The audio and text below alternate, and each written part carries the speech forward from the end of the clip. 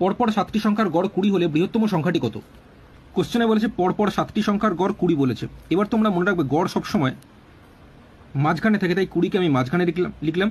তাহলে এখানে আমরা দেখতে পাচ্ছি এই 20-র আগে 3টি সংখ্যা আছে, পরে 3টি সংখ্যা আছে, অর্থাৎ 20 আমরা দেখতে পাচ্ছি মাঝখানে রয়েছে, অর্থাৎ গড় 20কে আমরা সবসময় মাঝখানে রাখবো। কোশ্চেনে এই পরপর 7টি সংখ্যার মধ্যে বৃহত্তম সংখ্যাটি অর্থাৎ সব থেকে বড় সংখ্যাটি কত জানতে চেয়েছে। তো মাঝখানে তো আমরা 20 পেয়ে গেছি, 20-র পরে এখানে 21, 22, তারপরে 23, অর্থাৎ বৃহত্তম সংখ্যাটি হয়ে যাবে 23।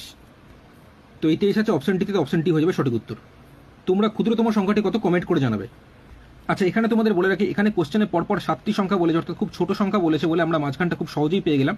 কিন্তু যদি এখানে বেশি সংখ্যা থাকতো সেক্ষেত্রে মাঝখানটা বের করতে আমাদের অসুবিধা হতো। তো এখানে তোমাদের বলে রাখি, আমি এখানে 7টা দিয়ে বোঝাচ্ছি। এখানে মাঝখানটা কীভাবে পেয়েছি ফর্মুলাটা বলি।